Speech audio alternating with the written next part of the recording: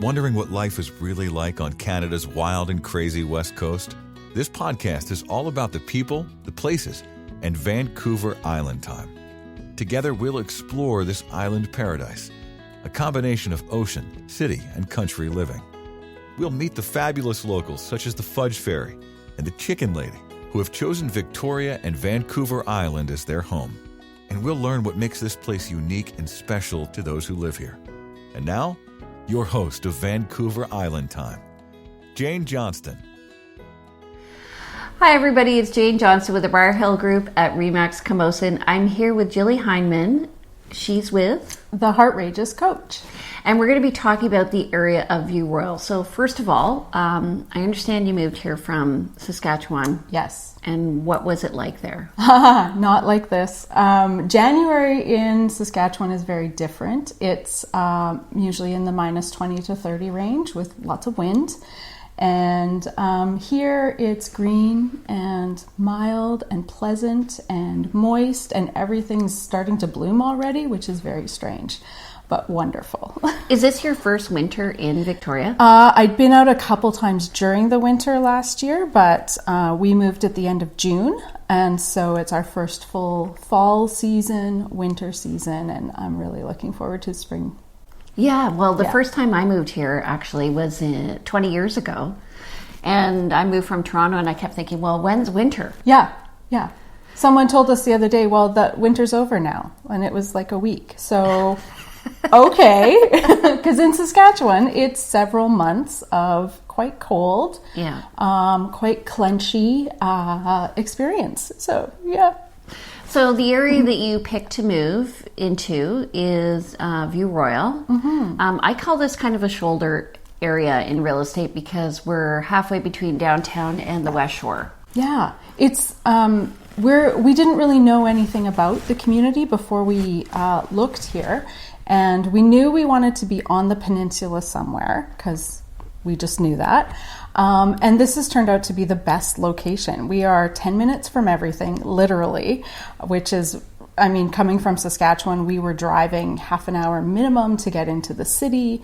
And then within the city, several, 20 minutes to get where you needed to go. So this has been a real treat. We are close to everything and yet in a beautiful little neighborhood that sort of feels off on its own. So it's really great. So I thought it was kind of interesting when I walk in, you have this note on the door that says your daughter can't play today. Yeah. Which says to me, so we're in a strata. Mm-hmm. I think traditionally there have been lots of seniors in the strata. Are more younger people moving in? It is, the day we moved in, we were doing some renovations and the doorbell rang.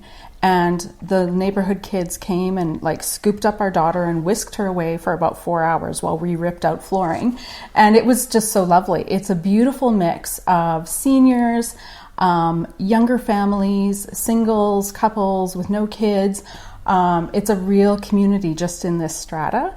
And one of the really nice bits is that there's a couple friends of our daughter, so they live here, and their grandparents have another unit, so they make the rounds to the grandparents for ice cream and popsicles and all that. So we just let the kids sort of run wild in the strata complex, and there's not traffic that shouldn't be here, and we just know they're playing in the greenery or in somebody's yard or at somebody's house. And it's so nice because where we were before, we had to drive for everything. If there's a play date, we had to arrange it. We had to make all the, travel and all that and arrange pickups. And this is she runs out the door and I'm not worried about it. It's very, very nice. So the other thing that's great about this area, you have a really nice elementary school. Mm-hmm. It's Eagleview? Yeah. Right near us, it's like a 5-minute walk to school every morning, which is lovely. And the school community is wonderful. It's we heard before we moved here from a teacher friend of ours that this is the school that all the elementary teachers want to teach at. So that told us something about what the school must be like. Right. Yeah. And actually around the corner, just across the street, is one of the most fabulous neighborhoods to go to for Halloween. Mm-hmm. It's true. Yeah. Stone Ridge. It's they do it upright. It's always an event. And I think the kids had to dump their bags of candy out about 3 times this year. So So if you're looking for a family area, it's good. There's also been a lot of development nearby. So right on the other side, so we're on the sort of north or west side of the hospital. And then on the east side of the hospital is a new mall. Yeah, Eagle Creek Village. It is perfect. We can walk there in 10 minutes.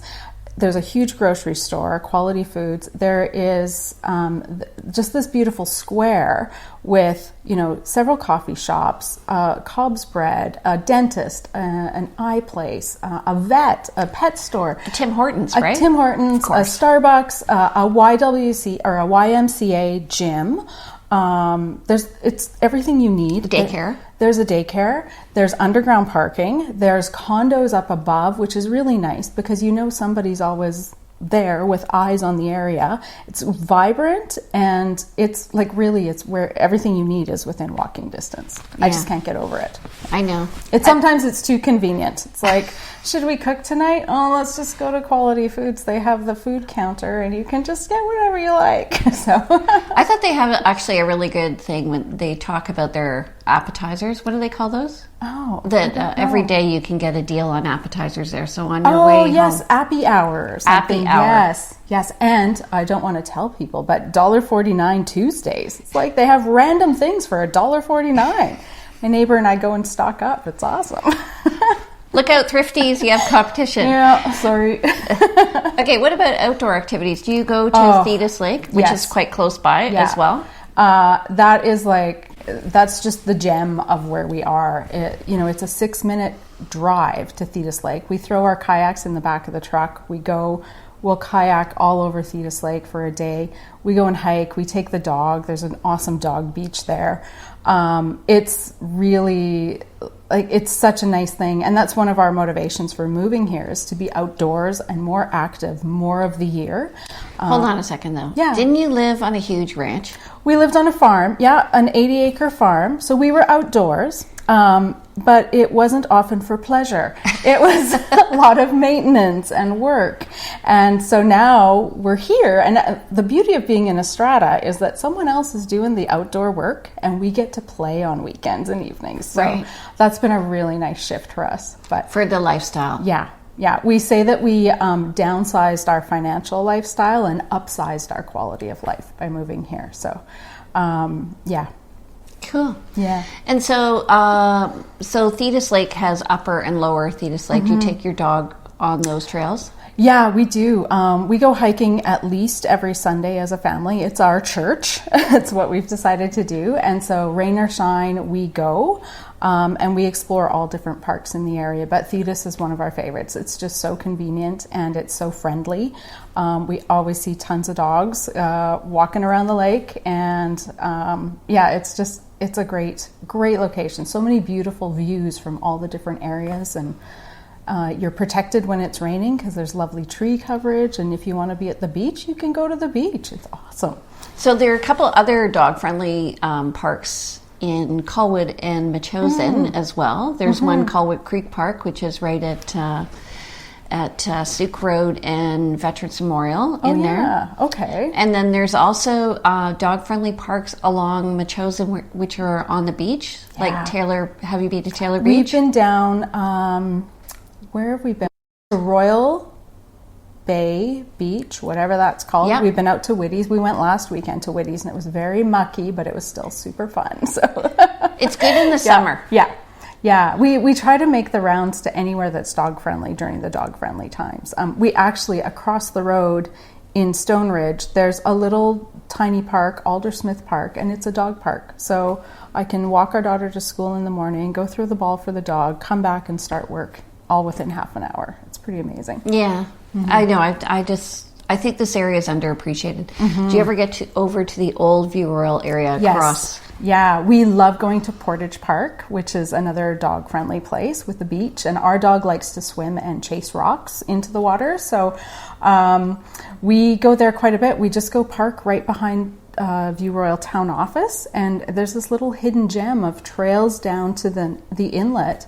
And it's a beautiful spot to just sit and watch the sunset. We do that quite a bit. Yeah. And there's a playground if you follow the trails around. So our daughter will climb all over everything and we come home, or sometimes we stop at 6 Mile Pub or 4 Mile Pub, whichever one is there. I get mixed up. We go to both of them. Yeah. So it's like this little, I don't know, it feels like a hidden gem of a park. So for anybody looking for downtown View Royal, it's actually the 4 Mile Pub. Yeah.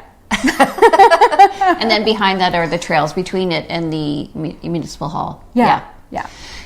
And actually, if you live in that area of Old View Royal, you can actually walk through to Thrifty's there to do your shopping. Yeah. So that's kind of an unknown thing. And then there's also a bike trail that goes there. Yeah, the E&N goes there, I think, and the Galloping Goose goes right down behind our place here. And so once we get our bikes, because we didn't bring our other old bikes with us, once we get our bikes, I know we're going to be biking to Thetis or biking down the trail and just see what we can explore that way in this neighborhood. There's a great bike store, actually. There are two in Colwood and Langford. One is on Pete Road, AM/PM I think it's called. And then the other one is Oak Bay Bikes, which is in the West Shore Mall if you're looking for bikes. Okay, so what about, what would you tell people who are wanting to move to Victoria from other parts of the country? Well, this is the thing. It's like you want people to come and enjoy it, and you kind of want to keep it a secret. No, it's a fabulous place to live. What I'm still trying to grasp is the weather. It's such a change from where we came from. It's just so easy to be outdoors here and being active. Back in Saskatchewan, you have to really muster the clothing, the energy and the attitude to want to go outside during the winter, number one. But even in the spring and fall, there's so much wind that it makes outdoor activities challenging or not as pleasant as they could be. And then I find in the summer I'm not a really hot person, so it gets to be too hot and there's too many mosquitoes. And I lived there for over 40 years and I love that place. It's where I'm from and it's beautiful. But this is just so much more me at this point in my life. Just the temperate climate, the relaxed attitude, and just the beauty that's all around. Some people say that West Coasters are a bit slow on service. Do you find that? Not really. Not from what we've experienced. No, we've found everyone smiling all the time. We were really shocked. One day we had to run a bunch of errands when we first were here, and everyone we met was smiling and wanted to chat and wanted to know our story. And like we went to the bank, and how often is that a pleasant experience, right? And it was lovely. And the woman happened to have moved here from Saskatchewan 20 years ago. So we're like, oh, all our people are here. Yeah, actually, the majority of people I find in Victoria, it's very rare to find a true multi-generational Victorian. Yeah. So, top 3 restaurants that you've been to in the area? Ooh, in the area. So 4 Mile and 6 Mile are favorite places of ours just because they're so relaxed. The food is like good pub food, delicious beers. Kind of into that. Another favorite of ours is what I feel like is a hidden gem as well, and it's the same sort of theme. Crooked Goose, which is just over in Strawberry Vale. It's a pub. It's in a strip mall. You wouldn't think much of it from the outside. Oh, it's right at the corner of the Wilkinson. 5 corners. Yeah, confusing intersection. Yeah, interurban. Yeah. But it's another. When we first moved, we rented in that area. And so it was our neighborhood go-to place, and we still make a point of going there. The lamb burger, so good. And if you were to bring a tourist to Victoria, what would you have them do? Oh boy, well, we've done lots of things already with our people. So Thetis Lake is one. We like to also go over to the Cordova Bay side because there's Parker Park, which is dog friendly, and a beautiful walk when the tide's out. We've done Butchart Gardens a number of times. We've just been discovering Gowland Todd Provincial Park. We've done a few hikes there, and so that's so beautiful when you hike down and then all of a sudden you come into this beautiful bay, and it's just so serene and lovely. That's the Sandwich Inlet. Yeah. And I mean, exploring all the neighborhoods is something we kind of do, because each neighborhood feels distinct and like it has its own character, and that's really fun to kind of go and get a feel for different places. Have you been to the My Chosen Cafe? No, not yet. Well, if you like the 4 Mile Pub and the 6 Mile Pub, you have to go to My Chosen Cafe. And by the way, they're named 4 Mile, 6 Mile because they're 4 miles and 6 miles from downtown. Mm-hmm. Yeah. So that's how close we are in View Royal. Yeah. Yeah, that's the thing we were really impressed with being here. It's 10 minutes into downtown. It's 10 minutes into Central Saanich. It's 6 minutes to Thetis Lake. It's 8 minutes to the Juan de Fuca Rec Center. It's 25 minutes to the airport. Like, we are perfectly positioned to get anywhere we want to be, and it's super easy to get on the number 1 and head up island. Like, right. We couldn't have picked a better spot, I don't think. Excellent. Yeah. Okay, so if you want more information about the View Royal area, please give me a call. I'm Jane Johnston with the Briar Hill Group at Remax Camosun and host of Vancouver Island Time. We're going to be back in a few minutes with Jilly. We're going to be talking about her business, the Heartrageous Coach. So stay tuned, and we'll talk to you soon. Vancouver Island Time is brought to you by the Briar Hill Group at Remax Camosun, Victoria, where we bring local expertise and global presence to your property. Hello and welcome back. I'm Jane Johnston with the Briar Hill Group at Remax Camosun and host of Vancouver Island Time. I'm here with Jilly Hyndman. She is the boss babe of Heartrageous Coach. Yeah. So you previously moved from Saskatchewan, where you were working a 9-to-5 job, I'm assuming. Yeah. I had worked a sort of corporate professional job for 20 plus years, and about 5 years ago discovered coaching and did it on the side and at my workplace where I was. So it was really nice. And you're a certified coach? Yes. Yeah, I'm credentialed and certified through the International Coaching Federation. And maintain that credential, which is important. Okay, and then so when you came to Victoria, you decided to go full time, and you were Jilly Hyndman coach, and now you're the Heartrageous Coach. How did you come up with that amazing name? I love the name. Well, it's funny. I was working with my coach. Because coaches have coaches. I have a coach too. Yeah. And I was trying to shift from, doing this thing on the side that I kind of got referrals through my job, and I didn't really have to go looking for ideal clients. They kind of found me. And I thought, well, I need to be able to say what I do and how I do it. And so we just played with this word. Heartrageous is what came up. And it came from what I'm really called to do is help people be courageously themselves and live from their own hearts. We just played with the word courage. We just were brainstorming and being creative. And then all of a sudden this word popped out, Heartrageous. And I'm like, that's it. It's weird. It's made up. It might pique somebody's interest, but it really speaks to how I do my work. So it stuck. Who is your ideal client? I've narrowed it down. I used to say, I coach everyone on everything, and technically I can.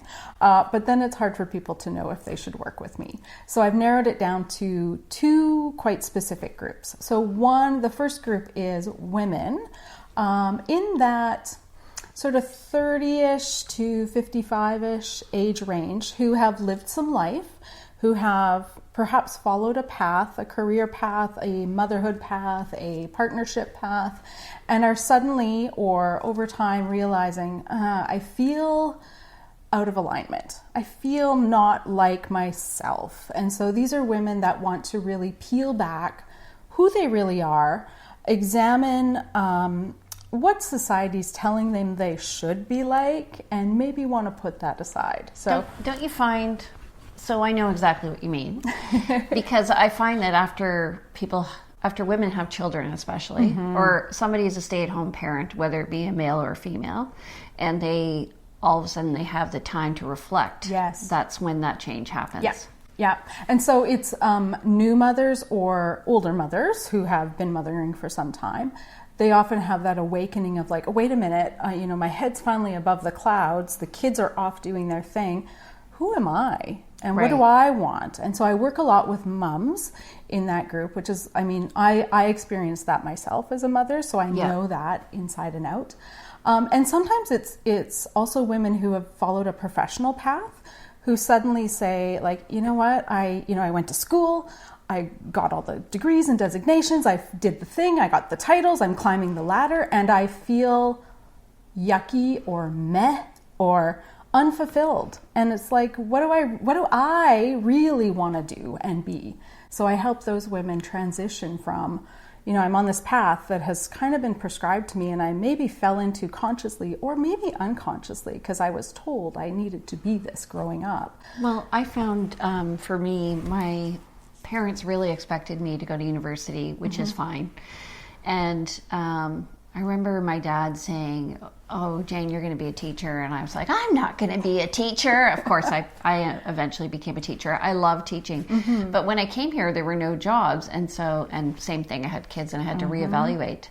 And, I didn't have the greatest experience with my realtor. And I just thought, this is something that I could do. But same thing, 7 years of education with a master's degree. And then really, is it all thrown away? Absolutely not.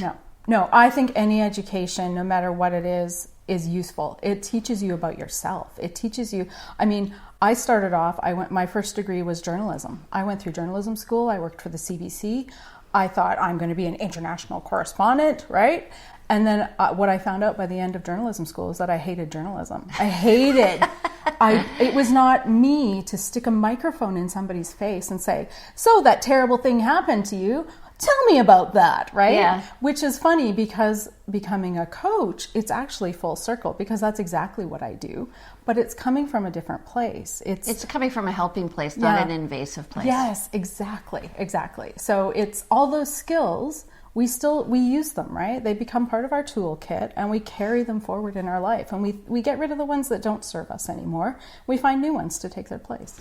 So what's your second group? Oh, the second group is near and dear to me. So it's people who have been given a gift from the universe. So something like a terrible diagnosis or things like that. So I like to work with people. You're helping them find the silver lining. Well, yes, and just be with whatever that experience is. Because often, I had a cancer diagnosis a couple of years ago. I've also watched both my in-laws die of cancer, and those are not fun experiences to go through, but they sure teach you a lot. And so what I noticed going through all of those experiences is that as soon as you get a diagnosis, you're seen as that disease. You're seen as only that. What's the treatment plan? What are we going to do? A little, Yeah. And a coach can come in and help you be seen as a whole person and think about, if this really is my demise, what do I want to do before that comes? The end. And who do I want to be through all of this, which sometimes gets forgotten through the medical community or through even a spiritual community or a social work community. Everyone sort of got their piece of that person, but a coach can look at them holistically and support them through that. So that's a really special place for me to serve. Do you work with just the person who's diagnosed, or do you work with the family who's also affected? either the person who's experiencing it themselves or the loved ones, one or more of them who are grappling with this new reality as well. I think that's a great service. I really think people it's uncharted territory, and often people don't talk about it. Yes. So it's like you don't have the support. Yeah. And that's my whole, coming back to Heartrageous, that's my whole thing, is that I've always been somebody who speaks from the heart, says the thing that no one else feels comfortable saying. Like, I'm the one in corporate world who put my hand up and would say, really? How about this? And, got good responses from that. I wasn't ever shut down for that. So I think that's a gift I can bring, is to be able to say what needs to be said. And so part of my goal with Heartrageous is to help people have those truthful conversations they want to have, whether it's about, I'm dying and I'm scared about this and I want to say these things to these important people, or you know what, my life looks really good on paper, but I'm miserable in this fancy job I have with this fancy title, and I want to change something. So how do you connect with each of those groups? How do you find them? It's interesting. I'm exploring that. It's a new territory for me. So on the one hand, Victoria has a really active death care community. It's a really supportive community of professionals who are interested in this work. Everything from palliative care to spiritual care to funeral directors. There's death doulas here. So I'm part of that community and learning what works here. Word of mouth is the main way clients find me. The other thing I'm trying is, being visible on social media, which is, not as an introvert, not my happy place always, but again, I'm trying to be courageous and use the tools that are available to show people who I am. And if that appeals to them, then they'll find me. Right. Well, as an introvert, it means you're very comfortable with one-on-one. Oh, yes. Yeah. And that's where, I do love doing that one-on-one with someone and going deep quickly.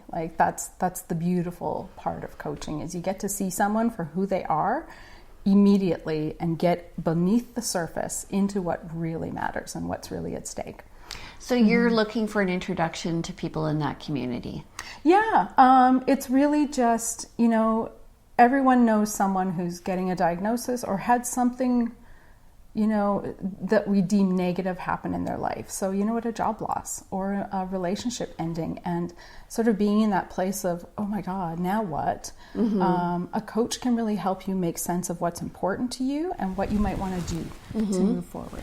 Yeah. I find, for me, I'm way too sensitive for that. I would just have a hard time with it, I think. But it may be something that you get used to doing. Yeah, and I mean, as going through certified training or credentialed training, you learn the importance of self-management. So you have to have your own self-care practices to let things go, to not carry other people's issues or challenges, but to be of service to them.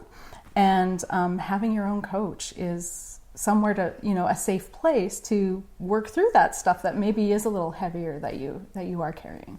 Yeah. So tell me about a success story in some of your coaching. Yeah. One of my favorite clients ever, and I mean, they're all my favorite because you fall in love with your clients just because you get to know them so deeply and you see them succeed, and it's so wonderful. One of my favorites was a fellow out of the UK who had for 20 years run a really successful educational video production company, had huge corporate clients, really meticulous about his work and really thoughtful and lovely to work with, glowing reviews all the time. Really successful, right? And he'd always had this dream since he went through film school to write and direct and produce a feature film. And so we challenged him one weekend. It's like, well, when are you going to write? How long would it take to write a short film? So he wrote a short film in a weekend. It's like, okay, so how long will it take you to shoot it? So he found a cast and a crew and he shot it on another weekend. How long is it going to take to package it up and edit it and get your soundtrack and all that? Okay, and then he did a premiere. That was for him like a 20-year dream that he'd always had over on the side, on the back burner, right? Never got the attention. We put it into focus. I cheered him on from across the ocean, and he did it. And he has this beautiful love story of a short film that's out for the world to see now, which is and he's on to the next projects after that. So sometimes you just, I find it's one step forward, two steps back, and it's a question, even for me growing my business, of hesitation, and then all of a sudden it's a leap. Yeah. And a coach can really be that bit of the impetus. Yeah, it can be someone that gives you that permission to do that thing that you everyone else might say, well, that's crazy, you'll never do that. A coach will say, of course you'll do that if that's what you want to do. Why don't you do that? Right. I'll help you do that. So yeah, they don't see the barriers. Often people see themselves in a box. Yes. Right? Yes. So yeah. Cue the music. Let it go.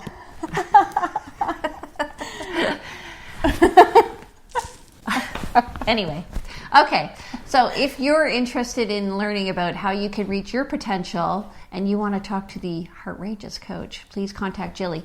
How do they get in touch with you, Jilly? The best way is through my website, which is jillyhyndman.com, or I'm also on Facebook as Jilly Coach. So they can search for those. Can you spell it? Yes. So JILLYHYNDMAN.com, jillyhyndman.com. And the other thing is I created a new website called Heartrageous Life a couple months ago, which is really a place to celebrate women who are peeling off the layers of societal expectations, and I'm sharing stories of really brave women. So that website is heartrageous.life, not .com, but .life. So it's kind of a neat. Heartrageous.life. Yeah. Okay. And best number? Best number. I still have a Saskatchewan number, so because they have great phone plans. So I'll go to Saskatchewan. Yeah, go to Saskatchewan to get your cell phone. 306-537-7522. All right, so if you want more information about that, contact Jilly. If you want more information about the View Royal area, contact me. I'm Jane Johnston with the Briar Hill Group at Remax Camosun. Thanks for being with us today, and welcome to the neighborhood. Welcome to the neighborhood. We hope you have had some insight into West Coast living. If you know of someone or someplace that should be highlighted in our podcast, we love to hear from you. Please go to VancouverIslandTime.com and click on our Connect button. See you next week on Vancouver Island Time with Jane Johnston.